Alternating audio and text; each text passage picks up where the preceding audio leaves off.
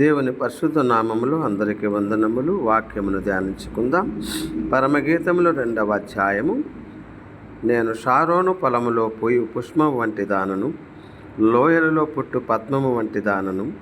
బలు రక్కసి చెట్లలో వల్లి పద్మము కనపడునట్లు స్త్రీలలో నా ప్రియురాలు కనపడుచున్నది. అడవి వృక్షములలో జల్దర వృక్షము ఎట్లున్నదో పురుషులలో నా ప్రియుడు అట్లున్నాడు.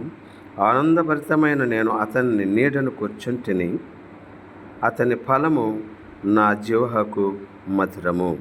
ప్రభువునందు ప్రియ సహోదరి సహోదరుడా, ఈ వాక్యములో దేవాతి దేవుని యొక్క మాటలో ఉన్నటువంటి అంతరార్థము మరి ఇదిగో సంఘము, ఇదిగో ఒక స్త్రీగా, దేవుడు పురుషుడుగా మరి ఆయన యందు మనము రక్షించబడుచు ఆనందము పొందేడు వార్లముగా ఈ యొక్క వాక్యంలో ఉన్నటువంటి సారాంశము. దేవుడి పరిశుద్ధ వాక్యమును దీవించునుగాక. ఆమేన్.